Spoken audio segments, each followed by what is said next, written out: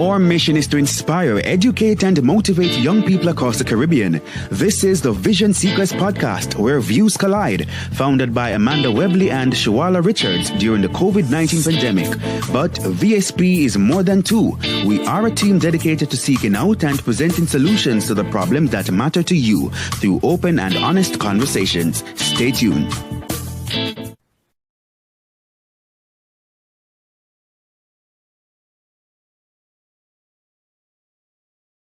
Hello, everyone. Welcome to the Vision Seekers podcast. You are tuned in to another episode, and for today's episode, we'll be talking about the political realities in Jamaica.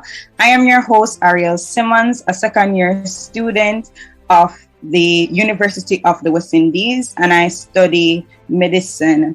And for today's episode, we have a special guest. But before we go to that, I just want to give you the main points that we'll be talking about in our podcast episode. We'll be talking about the level of political participation amongst Jamaicans, especially the youths, factors that impact this level of participation, and also what is the impact of voting. Lastly, we'll talk about how the nation can encourage more positive views towards politics amongst our youth. And the quote for today is, "What people have the capacity to choose, they have the ability to change." And this quote is from Madeline K. Albright. So, as I said, we have a special guest for you today on our podcast, and this is David Salmon. Thank you very much for joining us, David Salmon. Please say hello to the people and give an introduction of who you are, what you study, and what work you do. Thank you for having me, Ariel, and greetings to your listeners. So, as previously stated, I am David Salmon. I am a third-year public policy and management student at the University of the West Indies. I am a columnist and a news reporter for the Jamaica Gleaner. I also am executive director of my own foundation, the New Jamaica Foundation, and I have been involved in a range of initiatives, including the Political Awareness and Respect Initiative, as well as serving as a board member for Jamaica's Early Childhood Commission. You'll be able to give us a lot of insight on this topic because of all the work that you have done so far. So just to set the foundation of the things that we'll be talking about, we want to give a little definition of political participation. And the definition that we have before us says that political participation includes a broad range of activities through which people develop, express their opinions on the world, how it is governed, and try to take part in and shape the decisions that affect their lives. Now, David, how would you describe yourself in terms of your level of political participation? What would you say? You're highly involved? Well, I can say that through your work, you could say that, but let me just hear your response. Well, I would say that I'm very politically involved. Not only did I vote in the last general election that was held, but I also serve as a public commentator, and I comment on issues that are taking place in the public. So through my articles or through interviews, I provide the opportunity to share my views, as well as I provide opportunity for others to share their views on topical issues, whether it be the function of the economy or how government has supported youth programs over the years, or a critique of a particular policy proposal. So generally, I would say I'm a very politically active individual. Describe me as moderate to low. My reason being is that for the last general election in 2020, being that there was a whole pandemic going on, I was very, very scared to go out and get my voter's ID, but I do look forward to participating in the next general election. But other than that, I really love to share my political views. I'm always checking up on the current affairs and stuff of that sort, and hope to get more involved in the future, especially through this podcast. So now let's look at some statistics. Let's see what the voter turnout trends have been from 2002 to 2020, which was our last election. So now we see where in 2002, the turnout was about 57%, 2007, 60%, which is, not the best, but not terrible. 2011, it was 52%, well, about 53. 2016, we went down to 78. And then in 2020, we had the worst, which was 37% voters turnout. Now, David, what do you think could have really led up to this steady decline in voters turnout in our elections, our general elections? Well, the voter turnout is symptomatic of a wider issue in the Jamaican society, and that is the lack of engagement in the whole political process, or an increasing level of cynicism about politics in general. It's also important to note that not only has the turnout for the general election has decreased, but if you study the youth development report published by the Commonwealth, the level of civic participation among young people has declined from 2016. This is particularly important as this dimension of the report indicated that civic and political participation has experienced the greatest decline in all the other metrics that are studied by the youth development report published by the Commonwealth. So it is symptomatic of a wider issue of persons losing faith in the political process. And this occurs for a number of reasons, but primarily it is due to what some may perceive as the failure of the political class to honor their promises, a failure to improve the standard of living for many people over multiple years, and an increasing level of transactional politics, or the belief that politics no longer is about ideological or lofty goals for development, but what I can get out of the system. So that is a basic synopsis of why we have seen these trends decline over time.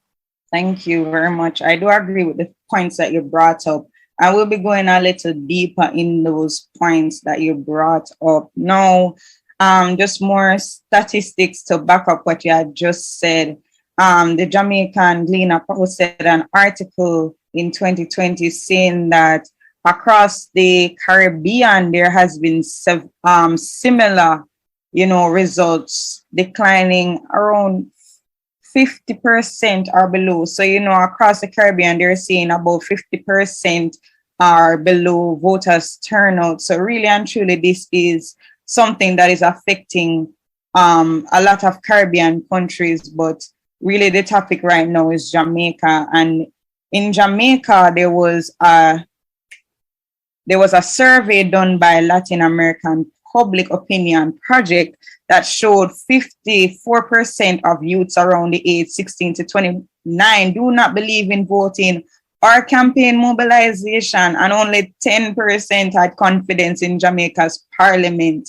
So it's really a bad situation that we're facing, and we really want to get down deeper into what is influencing their attitude. Now, you mentioned there has been a decline in civic participation for the youths. Could you go deeper into that? I think some persons probably don't know what ways they can be getting involved, and that could be influencing the decline in participation. And then we'll get into the distrust in government.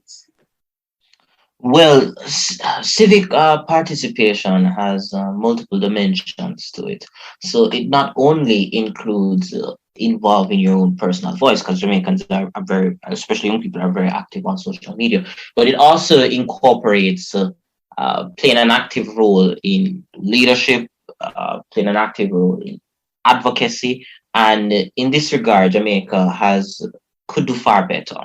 So we see, even though we have a raft of initiatives such as the National Youth Parliament of Jamaica, the Youth Advisory Council of Jamaica, the National Secondary Students Council of Jamaica, and a plethora of different initiatives supported by the government, there is an absence of genuine control of the process. So what we see is a lot of placation, window dressing. So government may provide support to these programs, but it's simply to take a photo to publish on social media. There is really a disconnect between young people young people's involvement in these organizations, as well as the impact that they can make. This is something that I had highlighted in a column that was published last month entitled The Failure of Youth Programs in Jamaica. And it's a serious problem because what we see is young people essentially be marionettes or puppets in the political process. When people don't feel like they have a genuine say or they can actually impact the political process, they're going to become disengaged. They're going to become or exercise a feeling of powerlessness. And that is what we see when we have a decline in civic participation. I would say, what do those persons that get involved in like youth parliament, what influence do they actually have? Persons aren't hearing about like the changes that have been brought by suggestions that they make or the things that they advocate for. So therefore, persons say, what's the sense of even getting involved? What's the sense of even like listening to hear about it or pushing for things because they're not seeing those changes? And you said that Jamaicans are quite vocal about their opinions, but I think that there was also a time in Jamaica where persons felt a bit scared to say what they want, that what their political opinions are. In the same 2016 article that I had referenced by the Gleaner, they said about 62% of Jamaican youth that said that they did not want to speak about their political views on Facebook because they felt politically victimized. I think that we kind of moved away from that, but that can also be something that is still true for some persons, because Jamaica did have a history of where persons would even face violence if they were in a constituency that leaned, predominantly to one side, to express that you do not agree with that political party could have meant violence for them. Do you think that is still the case for a lot of persons that are willing to get involved in politics as young people, that they may be victimized? Well, you raised some very important points. And let's tackle them point by point. So you had mentioned, for example, the youth parliament. I've had experience in the youth parliament serving as the prime minister for not the current parliament, but the one before. And of all the suggestions that were proposed, I think only one of them I can recall was actively implemented, and that was the need for agricultural insurance. And the reason why that was implemented was because Agriculture Minister, then the Honorable Floyd Green, was actually present in the youth parliament when we were sitting and was taking notes, and it was subsequently implemented. So to be impactful, there need to be an understanding between both the political directorate and young people, as well as you have a conduit for their suggestions to become policy. Currently, that doesn't necessarily take place. In terms of the second point that you had raised about whether young people feel fearful of sharing their opinions, I don't think that generally young people are fearful of sharing their opinions. I think the concern for some is attaching themselves vocally to a political party, which may lead to some sort of discrimination, depending on what opportunity they may go for. So Jamaica is a very small society, and it's very difficult to hide someone's political leanings and political feelings, especially given how small this society is. But Jamaica also demonstrates a different culture. So in the United States, it's fine for a young person to show whether they're a Democrat or a Republican, because the system is more accepting of that. Now, there is a stigma that could be attached if, for example, someone supports the People's National Party, but they may want to get a job that's headed by a minister from the Jamaica Labour Party. That is where the concern is, not necessarily sharing the opinion, but being, for some persons, attached to a political party. And I think this is something that will change over time. Certainly, I think it's changing now. We do see where a lot of young persons, or several young persons, are openly campaigning for political parties. That has always been the case, but we actually see it now where even persons who are in some of our youth-led organizations were participants campaigning for the general election. So I do think it will change over time. But as long as the existence of that stigma is there, it's going to be very difficult for persons to really exercise the full extent of their right to free speech and political participation. And I'm enlightened. I feel enlightened. So now another thing that a lot of persons would say impacts whether they vote or not is the many political scandals and how they have been handled in the past. I'm pretty sure that left a stain on some persons, because in the Latin American public opinion poll, it found that the majority of Jamaicans, specifically 78%, believe that corruption is somewhat or very common amongst government officials. And when persons, see that these scandals are not being dealt, the full hand of justice, they probably think to themselves, then what's the sense of voting when the whole of them corrupt, as a Jamaican would say in layman terms. So to what extent do you think these political scandals are influencing public opinion? Do you think that this causes persons to feel like they should make their voice be heard even more? Do you think this is helping in swaying the majority vote in each elections? To what extent do you think these scandals are affecting our country in terms of politics? Well, it certainly increases the level of cynicism in the system. To support that point, if you look at the political culture of democracy in Jamaica surveyed Americas between 2016 to 2017, it found that the majority of Jamaicans would support a military coup in the circumstances where there either is high crime, and it was noted by, I think, 56.4% of Jamaicans said they would support a military coup in instances of high crime, or rather 59%, but an additional 53% of Jamaicans also said that they would support a coup under a high degree of corruption. And that is particularly alarming because Jamaica has never had a military coup, has never had any disruption in its democratic process since its history, which is quite rare in the region, given that almost all Latin American countries that have some sort of dictatorship or the other. It also illustrates why it is important that policymakers ensure to limit instances of corruption, because that level of cynicism can go both ways. Not only we can have more Jamaicans willing to support the army's takeover, but you also see more Jamaicans could say that, well, given that the system is so corrupt, why do I need to make a change? Why do I need to go against the current? Why do I need to demonstrate values that are clearly not being seen in the government? So that issue of corruption undermines the public's trust in government and undermines the public's belief in democracy, which is problematic because it becomes very difficult to get a functional society that is driven by principles such as ethics and justice when the perception is that the whole system is corrupt. That also contributes to people feeling disengaged, and quite frankly, it encourages people to leave the country.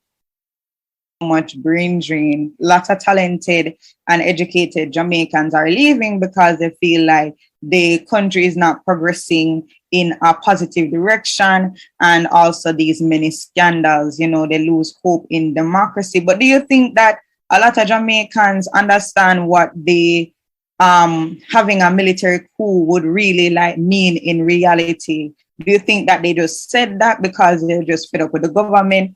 Are they fully understand this whole thing of a military coup would relinquish my ability to influence the government, the governance of my country? Do you think they really understand those implications? Certainly not. You cannot understand how a military coup is like unless you experience a military coup. I actually have friends who live in countries that have experienced a military coup. Most recently, my friend Simon, who lives in Myanmar, And he was able to describe what a military coup was like. I had the opportunity to interview his cousin, who currently lives under that military regime in Myanmar, but her mother was also living under another regime in the 1980s, and she had to flee the country because that regime was doing ethnic cleansing. Uh, Localizing it now to Latin America, there are prominent examples of people going missing, usually journalists, those who have opposing political views to the government, the intellectual class of individuals. That is prevalent. In the case of, for example, Chile, we don't know how many people went missing in Chile or during the course of the Pinochet regime. So I am not one of those persons who may argue that we need to incorporate the military more in politics. I'm happy that so far we have robust institutions that prevent military control. We have seen an example of what military control could look like even in the Caribbean when we look at the case of Grenada. And in that case, their Prime Minister, Maurice Bishop, was executed, and we still don't know where he is or where his remains are. So we do see what could happen with a military takeover. I don't think Jamaicans seriously know the ramifications of that, but not to say that they don't have legitimate concerns, because it is legitimate. If the democratic institutions are failing to provide uh, failing to provide an example that people can aspire towards, then they're going to go and support other institutions that they view in high regard, and that in that case would be the military. So it illustrates the need to really put action in place to ensure that accountability is achieved. Thank you. Yes, you really described a very grim future for Jamaica if they really got a military coup. Like, I think that there is some lack of information on the power of their votes and how that can change the political landscape. So I'm just going to ask you, David, if you can just list some reasons why a person should vote and how their votes help in terms of political change. All right. So we see when people don't vote, it becomes far easier for the political directorate to maintain its control of power. Why do I say this? If the voter turnout in many constituencies falls below 40% or hovers around 40%, that means that there's 60% of the electorate that is not engaged, which means that a political group, so put it in perspective, let's say it's only 40% of the electorate turns out to vote in one election. One party is not getting all of that 40%. So what that means is that you could potentially have a situation where 25 or 20% of the overall electorate is deciding who should form the government. That creates problems because it's a minority that is determining who should form the government. Hence, if persons were to turn out to vote, you could see greater expression of different political viewpoints. You could see even down the line the election of someone from a third party in the future, because that opportunity exists when you have 60% of people that are not turning out to vote. It can very much happen. But if persons aren't doing so, then it becomes far easier for a politician to mobilize their diehard supporters, and you still get ruled by the minority. Another important point to note is that voting punishes a party for transgressions that may take place in government. If a government fails to achieve its objectives and campaign manifestos, voting is what keeps them accountable.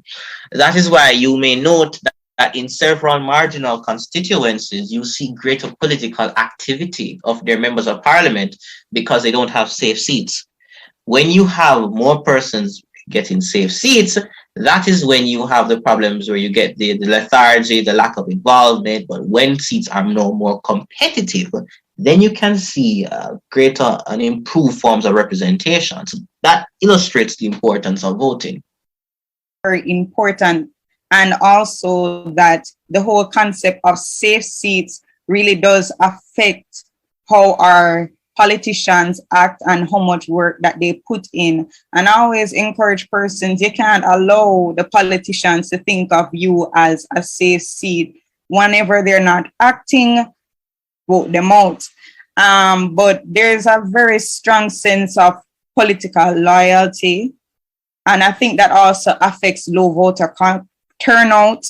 And whenever a person doesn't see their favorite as in terms of like if they're a loyal PNP supporter or a loyal JLP supporter, if they don't see their favorite working, they'd rather not to vote than to vote for the opposing party. So I think that also plays into our political general election turnouts.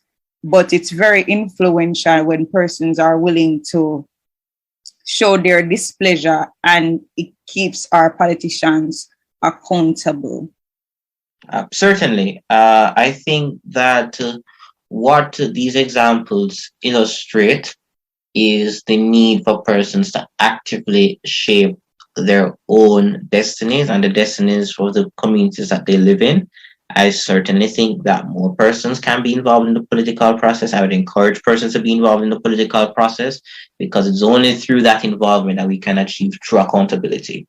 This is something that I personally encourage as a member of the as a board member for the Jamaica Accountability Meetup Portal. We prioritize citizens' involvement. So certainly, I think that is what is needed going forward. Okay, so the last thing that we want to discuss with you, David, are what are the possible ways to promote positive attitudes in youth towards politics? Well, the young people can develop an appreciation for politics when they can see or develop an appreciation for how it impacts their daily lives. I find from my experience, many persons don't know, for example, the role of their councillor versus the roles of their member of parliament. Most roads, I can assure you, are not to be fixed by your councillor. Most roads are actually the responsibility of the parish council. Just like sanitation is also the responsibility of the parish council. But when persons don't know about that, they think it's really the MP not doing their job, when it's clearly a different branch of government.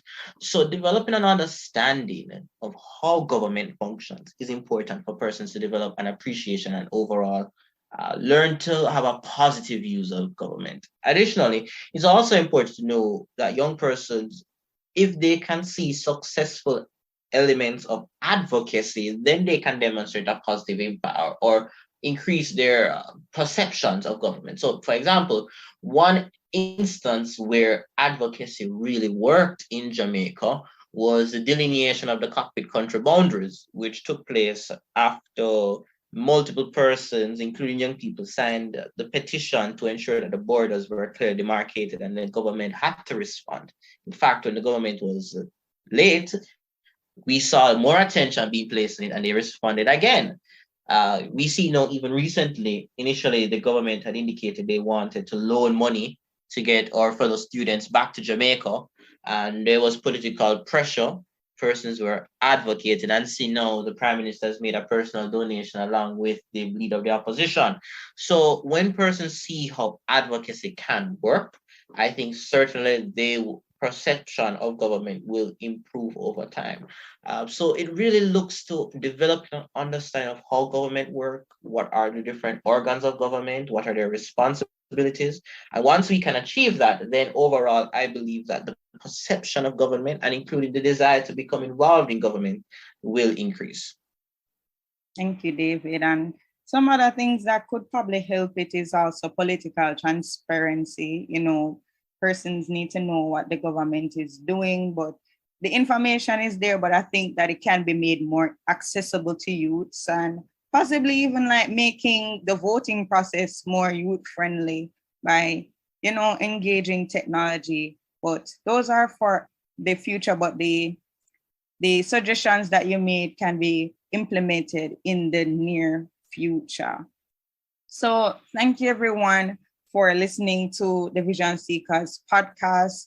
For today's episode, we talked about what is political participation and the level of it in Jamaica, factors that are influencing youth participation and the impact of voting. And lastly, we talked about how we can encourage positive attitudes toward politics in youth. And we were so happy to have Salmon, for our episode today. We really appreciated your informed and very valid, suggestions throughout this discussion. Before we go, David, do you have anything that you'd like to promote or share with the viewers? Certainly, their impact and involvement is important. And throughout my experiences, there are multiple avenues for achieving impact. No one is too young to make an impact. I personally started writing my columns and when I was in high school at the age of 19. Now, I would encourage persons to join organizations that can produce an impact. We have a Political Awareness and Respect Initiative, which is the youth arm of the Office of the Political Ombudsman. She, Donna Parchment Brown, who I've known personally, is a wonderful person, has consistently put young persons at the forefront and persons can be involved there. We also have the Jamaica Accountability Meter Portal, which I'm also a part of. Young persons can send their MPs an email directly through the JAMP website. Young persons can also now look at what has been the follow-up action, if follow-up action has taken place on any recent issue of malfeasance or corruption or any scandals. So JAMP is particularly designed to encourage accountability. And I would encourage all Jamaicans to look up at JAMP's website, look at the tools that they have, and certainly ensure that their voice can be heard. Thank you very much, David. And thank you, listeners, again for tuning in. Before we close off, we're going to be having a poem by Dominic Waite. Words on the politics and political system. And these words make me list them. A democratic settings, elections are competition, and rotations of power between JLP and PNP. No, sir. With all these, there is still so much problems we all can see. For many years, crime and corruption still a devour. For many years, people are still root for shower and the power. And we still are going all the hours. A vote with the vote, then have it sour. Road them to fix an inflation a spiral. No job, no desk, so scamming at the youth's option. Figure viral, look to no growth. So I just a plain or a vote, me a prefigure. Leave out so me come back so fi make them know. Listen to my flow as me have beer things just a throw. Options just tight, links just tight, and all do we a fight at the end of the day just night. Political system a gonna need a reform. Officials that cares about the country's rainstorm and who na use them platform fi bypass claim farm or fi misinform. Full time with tax farm we make we transform. A full time with tax farm we make we transform. Yeah. Thank you very much, Dominic, for that poem. Very, very inspirational. So tune in again next time to the Vision Seekers podcast. We have new episodes every other Sunday. Thank you very much, and keep sharing your views because it is valid. Goodbye. This has been an episode of the Vision Seekers podcast. Together we can create a society that benefits us all. Send us an email at thevisionseekers.podcast@gmail.com. Find us on YouTube and Instagram at The Vision Seekers Podcast, and follow us on Twitter at Vision Seekers JA. We look forward to hearing from you.